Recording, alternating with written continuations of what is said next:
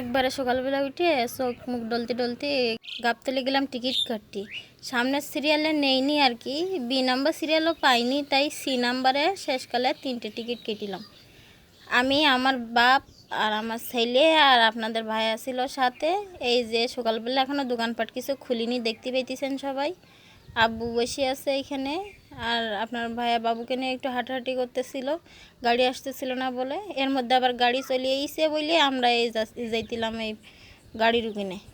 আমার হাতে বাবু আছে, ব্যাগ বক্সা কুইলেরা বইতেছে। কুইলে বলতে আপনার ভাইয়া আমার আব্বু ওরা দুজন মিলে নিয়ে গেছে। এটা আবার কেউ কিছু মনে করেন না, ছেলেটা আমার সাথেই থাকে, জার্নি পথে যেখানে যাই একসাথে থাকি। অবশ্যই এসে বাসের মধ্যে উঠে গেলাম।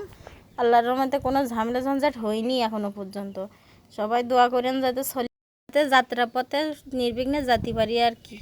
ঢাকা শহরে তো গ্যারান্টি নেই, যে যানজট পড়ে পথে ঘাটে, মানে যানজটে জীবন শেষ একবারে। যাই হোক, গাড়ি কিন্তু চলতে ভালোই লেগ দিছে, বাতাস টাতাস লেগ দিয়ে বাসের মধ্যেই। ভিডিও কিন্তু বেশি বড় করবো না, দেখে নেই, জার্নি করতে করতে যাবে না।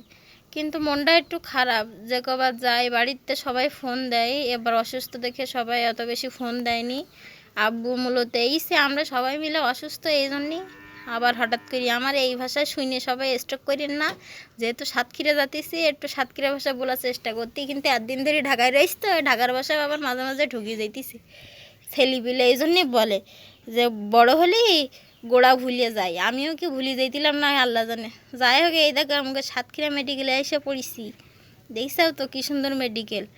এই 16 বছর ক্ষমতায় থাকতে রুলাক সাহেব এই উপকারটাই করে গেছে। আর রাস্তাঘাট তো সব তো ঝাঁকানাকা। যদি কোনো ডেলিভারি রুগী ওঠে নলতাতে, সাতক্ষীরা জাতি পথে ডেলিভারি হয়ে যাবে। রাস্তাঘাট এত সুন্দর। অবশ্য নলতার রাস্তাটা আবার একটু ভালো করেছে। লোকটার নলতাই থাকতো তো, এখানে আবার হাসপাতাল রয়েছে বলে এখানটা আবার ভালো করেছে। দেখছেন আমাকে সাতক্ষীরা মেডিকেল কলেজ কত সুন্দর। কিন্তু মেডিকেলের ট্রিটমেন্টটা আলহামদুলিল্লাহ অনেক ভালো। আমার ছোটো বোন হাসপাতালে ভর্তি হইল, তখন ডাক্তাররা খুব যত্ন করিল, খুব খেয়াল রাখিল ডাক্তাররা নার্সরা। কোনো সমস্যা হলে ডাকলে সবসময় সঙ্গে সঙ্গে স্ট্রোক, কোনো ঝামেলা হতো না আলহামদুলিল্লাহ। ওরা খুবই যত্ন করেছে, যত যাই বলি না কেন। ডাক্তাররা আসলে তাদের অবদান ভোলার নয়। ডাক্তার না থাকলে বাংলাদেশের রুগীদের অবস্থা অনেক খারাপ হয়ে যেত। অবশ্য মন্ত্রী মিনিস্টাররা মনে করে হেরা বিদেশে চিকিৎসা নেবে, কিন্তু আল্লাহ না করে যদি স্ট্রোক একটা করে, তার সাথে বিদেশ পর্যন্ত তো যা লাগবে। একটু ডাক্তারকে একটা মূল্যায়ন কইরো হালারা, নাই পরে বুঝবানে ঠেলা। দেশের মানুষের কদর করতে শেখো।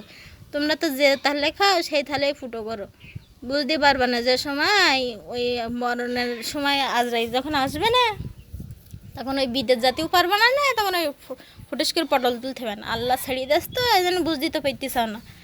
কত লোকের দৌড়ির ওপর থাকে। যাই হোক, সাতক্ষীরার মধ্যে চলে আসছি, মনটা সেই ফুরফুরা লাগতেছে। রোগ অর্ধেক ভালোই গিয়ে বাড়ি যাওয়ার কথা শুনে